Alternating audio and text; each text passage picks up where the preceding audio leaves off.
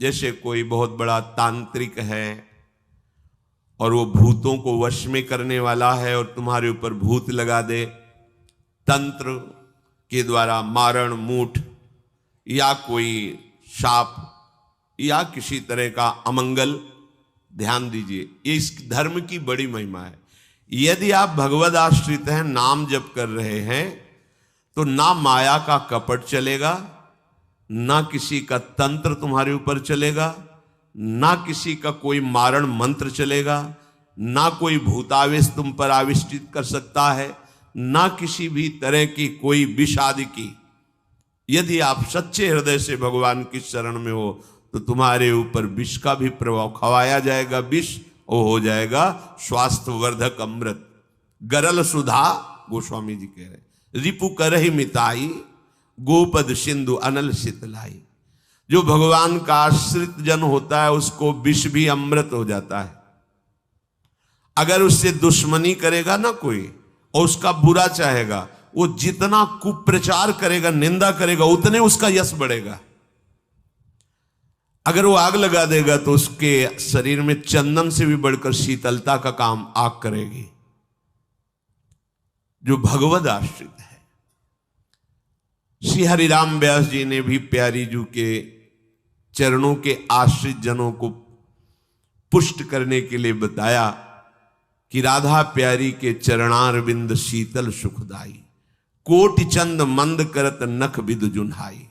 श्री राधा प्यारी के चरणारविंद शीतल सुखदाई, शाप ताप रोग शोक दारुण दुख आरी, लाल इष्ट दुष्ट दलन कुंज भवन चारी। हमारी गोरी भोरी प्रियाजू के गोरे चरणारविंद का जिसने आश्रय ले लिया है, शरणागति ले ली है और राधा राधा नाम जप करता है, तो किसी भी ऋषि का साप उस पर लागू नहीं होगा। हरिराम व्यास जी कह रहे ये विशाखा सखी के अवतार है, कह रहे शाप कोई लागू नहीं होगा उसके ऊपर। ताप दैहिक दैविक भौतिक ताप उसका स्पर्श नहीं कर सकता, कोई भी पाप उसे अपने अधीन नहीं कर सकता, किसी का भी तंत्र मंत्र उसके ऊपर लागू नहीं हो सकता, क्योंकि ये चरणारविंद लालजू के भी इष्ट है और ये चरणारविंद दुष्टों की दुष्टता का दलन करने वाले और हृदय में प्रेम प्रकाशित करने वाले हैं। कोई भी भयानक से भयानक रोग तुम्हारे शरीर पर हो सकता है, पर वो तुम्हें अधीन नहीं कर पाएगा। शाप ताप रोग शोक, बड़ी से बड़ी हानि होने पर भी तुम्हें शोक स्पर्श नहीं करेगा। प्यारी जू के चरणों का जिसने आश्रय ले लिया है, ये ऐसा परम धर्म है कि इसके आश्रित को कोई भी तंत्र मंत्र मूठ मारण भूत प्रेत पिशाच पिशाचनी कोई भी नहीं स्पर्श नहीं कर सकता। ध्यान रखना, हां अपना कल्याण कराने के लिए सामने आ सकता है, क्योंकि नाम जापक ही सबके कल्याण का सामर्थ्य भाव रख सकता। जो निरंतर नाम जप करता है उसमें सब सामर्थ्य आ जाती है। एक बार भाई जी से हनुमान प्रसाद पोद्दार जी समुद्र के किनारे बैठे नाम जप कर रहे थे, तो देखा एक सफेद पोशाक पहने हुए पाग बांधे हुए पारसी वेशभूषा में सामने खड़े हैं। भाई जी ने सदाचार के कारण कहा, बाबूजी क्यों खड़े हो, बैठ जाइए। तो उनका आप बोले तो मेरे में सामर्थ्य है आपसे बात करने की, डरना नहीं आप। भाई जी ने कहा मैं क्यों डरूंगा, आप कोई भयावह थोड़ी लग रहे हैं। बोले लग नहीं रहा, लेकिन भयावह हूं, मैं प्रेत हूं। भाई जी तो कोई बात नहीं, जो भगवत भजन में ये सब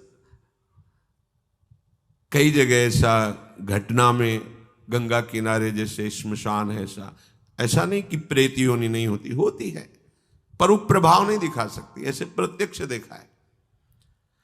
भाई जी ने कहा कि तो आप हमारे पास क्यों आए हो? बोले अपना उद्धार कराने के लिए। मुझे गीता कंठस्थ है, बहुत से शास्त्र कंठस्थ हैं, पर कुछ ऐसी मेरे से गलतियां हो गई जिनके परिणाम रूप मुझे प्रेत योनि प्राप्त हुई है।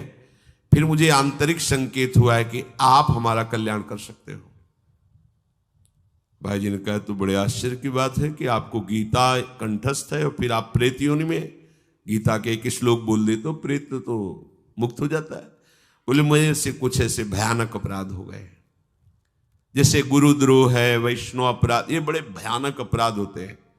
जब किसी का पतन होना होता है तो माया यही खेल खिलवाती है, क्योंकि और सब पाप हैं वो दरस परस अगनाश, गुरुजनों के संतों के दर्शनों से ही नष्ट हो जाते हैं। लेकिन संत द्रोह, नाम जापक, वैष्णव द्रोह, गुरु अवज्ञा, गुरुद्रोह, ये भयानक अपराध होते हैं, इनसे दुर्गति हो जाती है। तो अपना कल्याण करने के लिए कोई ऐसा भले नहीं तो किसी भी भक्त के सामने, भगवद आश्रित नाम जापक के सामने किसी का चेटक नहीं चलता है। मथुरा दास जी की भक्ति का प्रभाव, हजारों लोग अनुयायी, हजारों लोग शिष्य बन गए। तो अब वो तांत्रिक था, तंत्र मंत्र का उसे बहुत ज्ञान था। श्री मथुरा दास जी जिस नगर में रहते थे वहां वो जाकर अपना नाटक शुरू किया। उसने सब जगह प्रचार प्रसार किया। मैं गंडकी नदी में 12 वर्ष तक खड़े होकर के तपस्या करके आया हूं, केवल दूध का आहार करता था, उसके प्रभाव से शालिग्राम भगवान हमारे बस में हो गए। और आप सबको मैं दिखा सकता हूं कि शालिग्राम मेरे वश में है, देख लीजिए।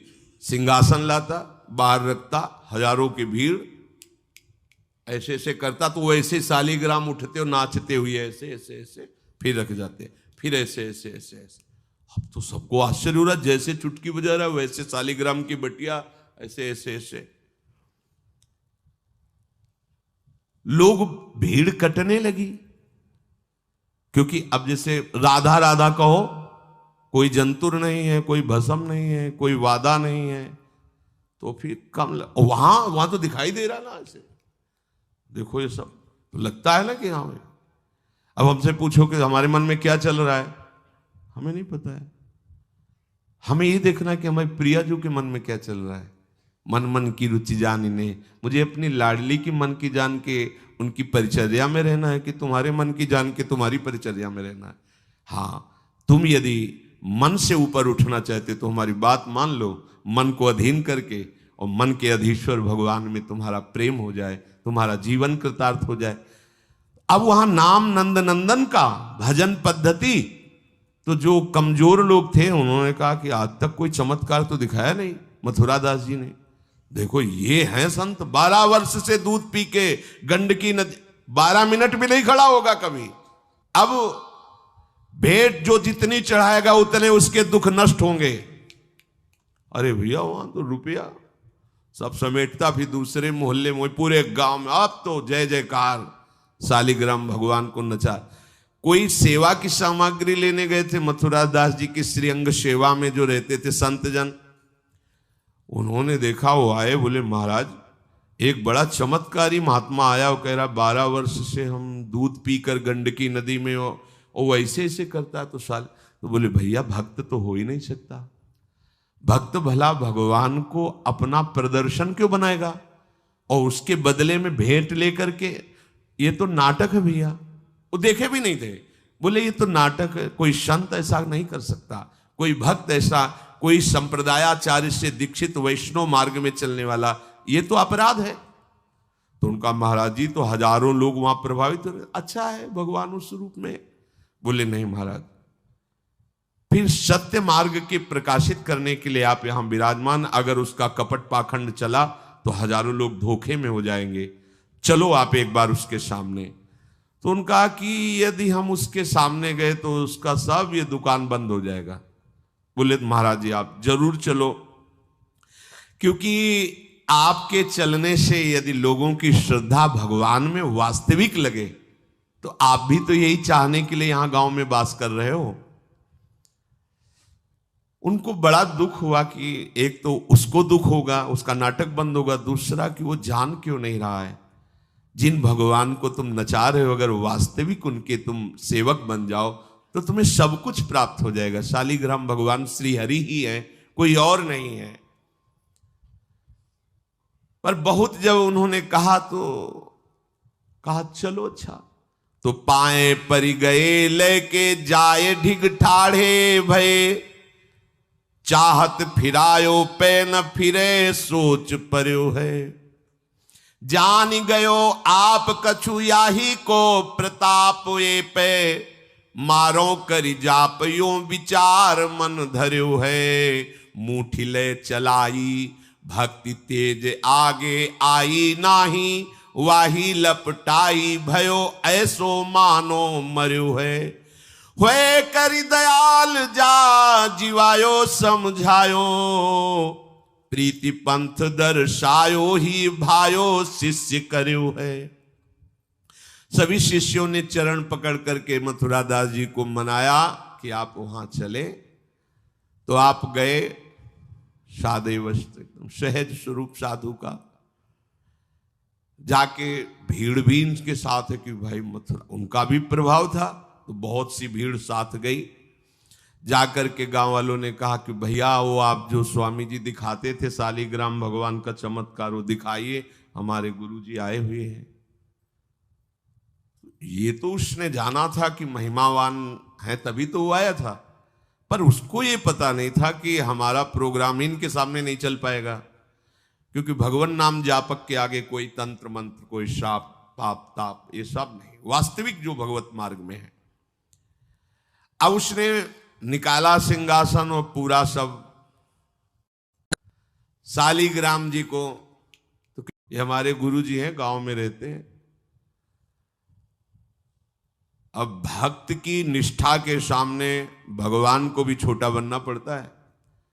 इतने महान भगवान भक्त बलि जी के सामने बामन बन के भीख मांगने के लिए गए। भक्ति निष्ठा जीत सकते थे, आज्ञा दे सकते थे, ना आज्ञा दी और ना विजय प्राप्ति की। भिक्षा में मांग करके दिया माता अदिति को कि आपकी चाह है कि राज्य पद देवराज को मिले, तो आपकी आराधना से मैं जाऊंगा, पर वो मेरा भक्त है, ना युद्ध करूंगा ना आज्ञा दूंगा, पर मांग के लाऊंगा। भगवान भिक्षुक बन के गए। भक्त के आगे नौटंकी नाटक कहां चल सकता है?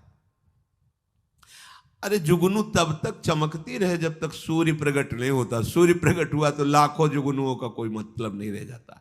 नौटंकी नाटक, ये साधुता का भेष धर के कितने दिन चलेगा? जिस दिन पोल खुलेगी ना, उस दिन सब नष्ट हो जाएगा, सब नष्ट हो जाएगा। लोग परलोक तो पहले ही नष्ट हो चुका था। पाखंड न करे। हम कह रहे हैं तुम्हें धन चाहिए, तुम्हें सम्मान चाहिए, राम राम भजो, कृष्ण कृष्ण भजो, हरि हरि भजो, विश्व नमन करेगा, ईमानदारी से भजो। हमने ऐसे संत भगवान देखे, ककारा नहीं पढ़े, कुछ नहीं जानते, बस एक ओम, दुई ओम, तीन ओम, चार ओम ऐसे जपते, और लोग न्यौछावर थे, सीधे सरल ओम ओम, राम राम, कृष्ण कृष्ण, साफ सिद्ध। कबीर दास जी जैसे वहां पर राम राम राम राम। श्री स्वामी सत्संगानंद जी महाराज बक्सर, बस इतना। जब कोई बेटा राम राम, ऐसे लगते थे कि मतलब इनको पी जाएं, अपने हृदय में रख ले। इतने दुलारे वयोवृद्ध थे, ऐसा सुंदर रूप, ऐसी कोमलता, ऐसा आकर्षण। राम राम राम राम।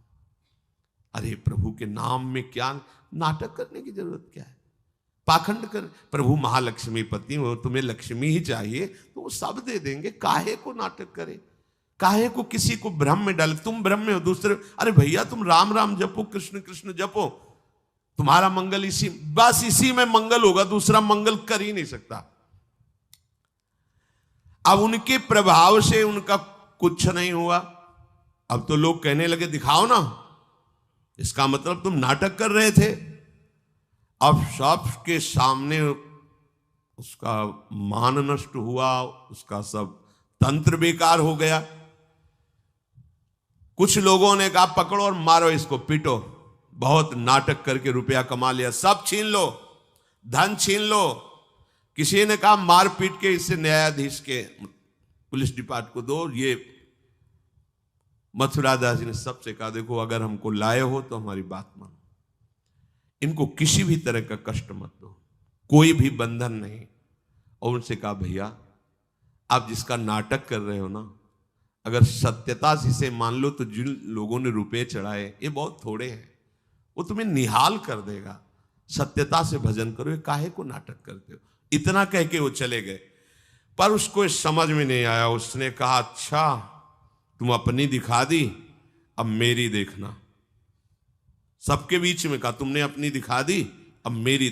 मूर्ख को समझ में नहीं आता। उसने कहा ठीक है तुमने दिखा दिया, अब कल सुबह तक तुम देखना कि मैं तुम्हारा क्या करता हूं, क्योंकि उसे मारण का प्रयोग आता था। अब ये क्रोध उत्पन्न हो जाए तो राक्षस बना देता है, और क्रोध उत्पन्न होता है कामना से, और उसकी कामना सब नष्ट हो गई ना, सब किया कराया सब माटी हो गया, क्योंकि लाखों लोग प्रभावित हो रहे थे। अब वो क्रोध के वशीभूत होकर तामसी जप करने लगा। तामसी जप होता है विनाशकारी। अपवित्र सिद्धियां उसके पास थी। पवित्र सिद्धियां भी होती है जो दूसरों का मंगल करती हैं, अपवित्र सिद्धियां होती हैं जो दूसरों का नाश करती हैं। उसने मारण विद्या का अनुष्ठान किया, जिसे देहाती भाषा में मूठ कहते हैं। आज मैं इस अभिचार से उस महात्मा का सर्वनाश कर दूंगा। भूल भूल भारी भूल। जो साधु की मीच तक है वो उसी मीच से मरता है, ये तो समझ में ही नहीं आया। सरस्वती जी को देवता और ब्रह्मा जी सब प्रार्थना कर रहे हैं कि अयोध्या वासियों की बुद्धि तो बदल दी, वापस गए। भरत जी आ रहे हैं, इनकी बुद्धि बदल दो, नहीं भरत जो कहेंगे वही राम करेंगे। तो दिमाग पलट गया है भरत की बुद्धि। अरे प्रभु का इशारा था इसलिए अयोध्या वासियों की बुद्धि बदल दी। भरत जी के विषय में सोचोगे भी तो नष्ट हो जाओगे। महाप्रेमी भरत के विषय में सोचना ही तुम्हारे लिए अमंगल हो जाएगा। और हम क्या, करोड़ों सरस्वती भी हो तो भरत की भाव भरी भक्ति में बाधा नहीं पहुंचा सकती। अब उसने प्रारंभ किया बैठ करके आसन में मूठ का। एक खप्पर जैसी आकृति प्रकट होती है और उसमें जाजुल्यमान तेज होता है, और वो जहां जाएगा तो जिसके पास जाना है वहीं शुरू हो जाएगा उसका खून पोकना, नीचे से शौच द्वार से मुंह से खून की उल्टी आना, उसके पहुंचते पहुंचते, और जहां पहुंची तो वो नष्ट हो जाएगा, मर जाएगा और वापस चली जाएगी। वहां जाके प्रमाण देगी कि हम काम कर रही हैं। वहां भक्तों ने देखा कि एक खप्पर में आग जलती हुई राउंड राउंड ऐसे गोला होता, तो जाके कहा मथुरा दास जी ये उसकी चलाई हुई मूठ है, तुम कुछ परेशान मत हो, यहां कुटिया की डेहरी में भी प्रवेश नहीं करेगी। अब वो आकर के मारण बस वहां घूम रहा है।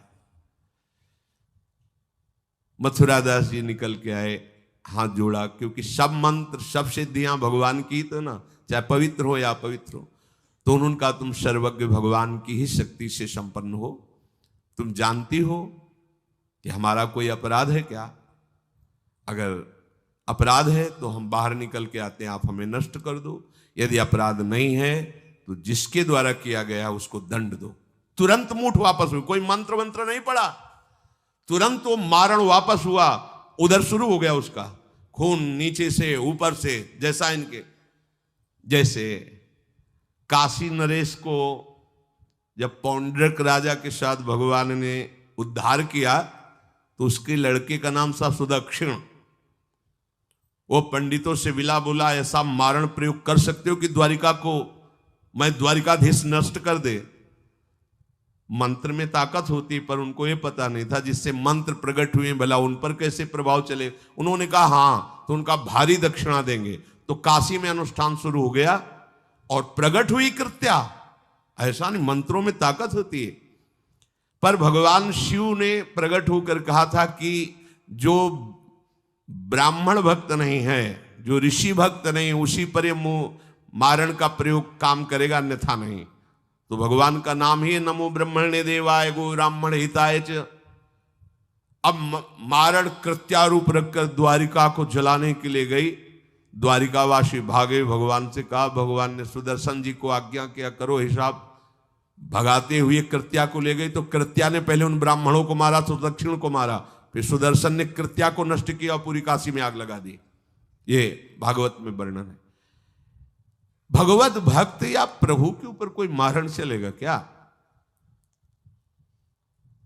वो मारण उसी बाबा जी के पास जो नौटंकी कर रहे थे शालिग्राम के नचा, अब तो त्राहिमाम मच गया। और वो संत भगवान गए, क्योंकि पता था कि बचेगा नहीं, मंत्र का प्रयोग है। गए और भगवान नाम उच्चारण किया, कृष्ण कृष्ण कृष्ण। नंद नंदन के उपासक थे।